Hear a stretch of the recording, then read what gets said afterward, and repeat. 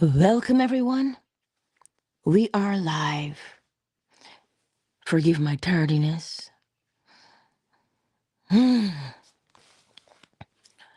Oh, I'm a little shook, but I'm okay. Today, we are talking about the joy of the Lord. Because that's a very popular scripture, but the definition of joy is what we're looking at. You see, because we don't necessarily know what the definition of joy is. And I think I've mentioned this to you before. Joy has nothing to do with being happy or sad or anywhere in between. Joy is the knowing that you can change any situation. Joy is the knowing that you can change any situation. Why is that?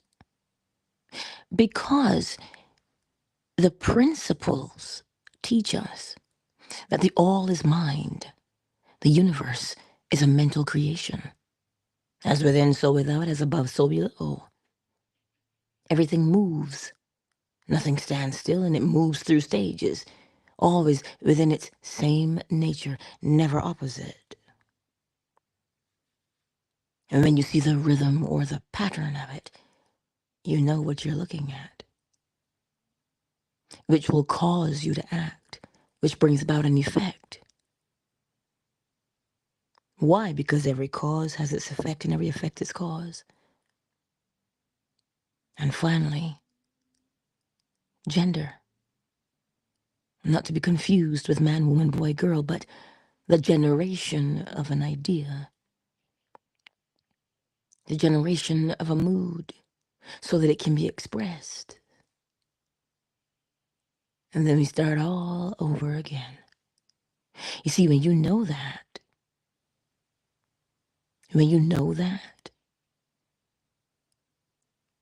you know that you can change any situation. That's what you know. That you can change any situation. And that is what joy is. The knowing that you can change situations. Not that, ooh, I'm happy today. Ooh, I'm thinking positive today. Ooh, no. It is the knowing that you have the power within yourself. And I know sometimes that is challenging, even for me, to grasp at times. Because the situation before us looks so dire.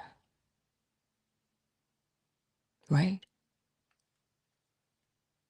So it can be challenging to say, I can't find any joy in this situation.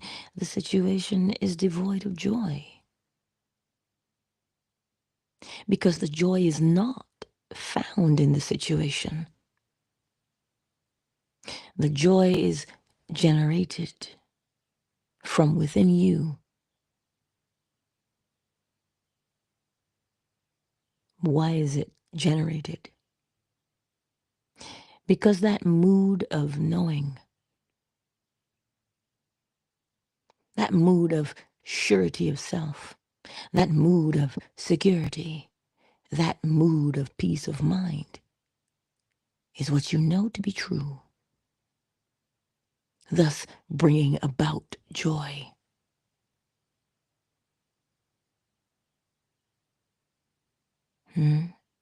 It brings it about.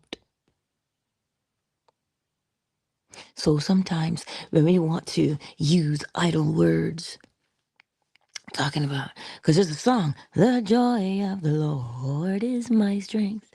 That one, the joy of the Lord is my strength. That song. At least that's how we sang it. And when we use idle words,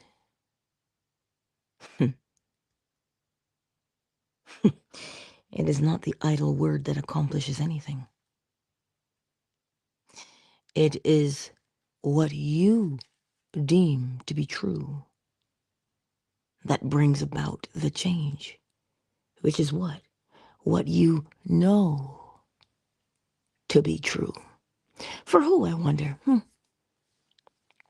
You see, the principles, there was always two words that annoyed me: subjective and objective. Because you're looking at those words and you're like, the thing is subject to change. But you see, the principles, they don't change. That's why the joy is not dependent upon a situation, because the situation is irrelevant.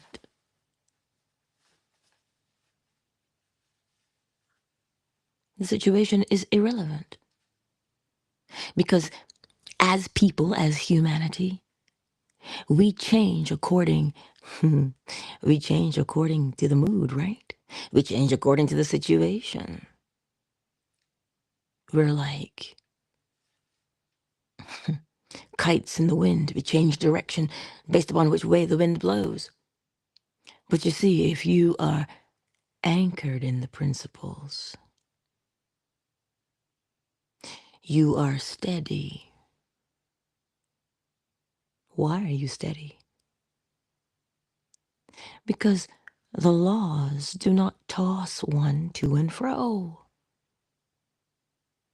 The law itself is steady. The principles themselves are steady. That's why situations are irrelevant. Because there could be billions of situations. But if applied, the principles will bring about the desired effect that you choose. But you see, we as people, as humanity, we tether ourselves to a situation and we say, well, if this doesn't work, if this doesn't happen this way, I can't be happy. If this doesn't happen this way, I can't be whatever it is. We tether ourselves to situations. When situations move to and fro, then you become at the mercy of the situation. But if you treat situations as exactly what they are, effects, what will you do? That will cause you to look at yourself to see where the cause actually is. And what do I mean by cause in there? Just as it is, every cause has its effect and every effect is cause.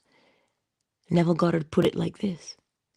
He said, you are the operant power.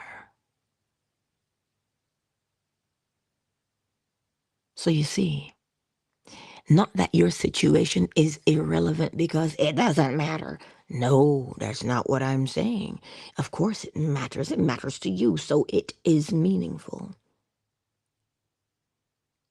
But the way through a situation is by way of principle, by way of law. So situations will always come and go. But the joy of knowing that you can get in and out of every situation, now that is what puts the pep in your step. That is what can make you look a situation in the face and say, you don't have me, sugar. You don't have me. I am the cause. I am the master cause of my life. And here's how I say this is going to turn out. You see, you don't tell the situation how. You tell the situation what. Obviously, if one is hungry, the solution would be food. If one is thirsty, the solution would be water. If one is tired, the solution would be rest. You never have to tell it. How? Because rest unfolds via sleep.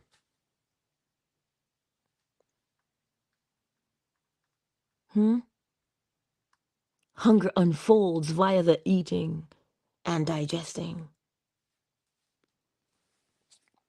So the how is already determined. The how is already determined. You, though, I, with our power, we get to say what? We get to say what it is, not how it should be, because the how is already determined. The how is the unfolding pattern. Remember polarity and rhythm, yes? You planted a seed, which is a particular cause, and the effect is what? Whatever that seed is, the same in its nature. So you can always determine what will happen based upon the nature of the mood you have selected. But where we get caught up is because we want to fight, we want to be right, we want to be justified, which is totally natural and normal to want to do. It really is. Who doesn't ever want justice? You know what I'm saying? We all want it. You see, the justice is yours. Justice unfolds in the only way that justice can. So when you say, I want justice, what confirms for you that you have justice? There is something that would happen, and you would say, oh, thank goodness it has been resolved and I am justified. What would that thing be to confirm for you the evidence of your justification? And when you see it, because you know yourself real good, when you see it and you know that you've been justified because you see the evidence of it. Now, where are you going to see the evidence? You can't see the evidence on the outside just yet because it is not within at that moment. Not yet. The seed has not yet been planted. You've not yet been fertilized. Fertilization happens when you acknowledge the feeling to be true. That yes, this is exactly what would happen to me because this is exactly what I would do. I would go tell on the mountain is what I would do. My justification. I would scream it from the rooftops. I would sing hallelujah on the corner. If that is your personality, that shows you you've been justified. Maybe you'd do a quiet rock in the corner if you got your justice. Maybe you would do the sobs of relief. What would you do as the evidence to your justification? And when you acknowledge, yes, that is exactly what I would do, and a feeling of peace comes over you because it is the what? Effect. Cause and effect. You've chosen the cause now, which is the evidence, which brings about the feeling of effect. Confirmation. And then what do? Step 3, you bask in it. And you walk in the what? The knowing, because it is the knowing that brings you the joy. So that you might not see it in the external world. Shoot, it may take you years. But you sowed that seed of justice.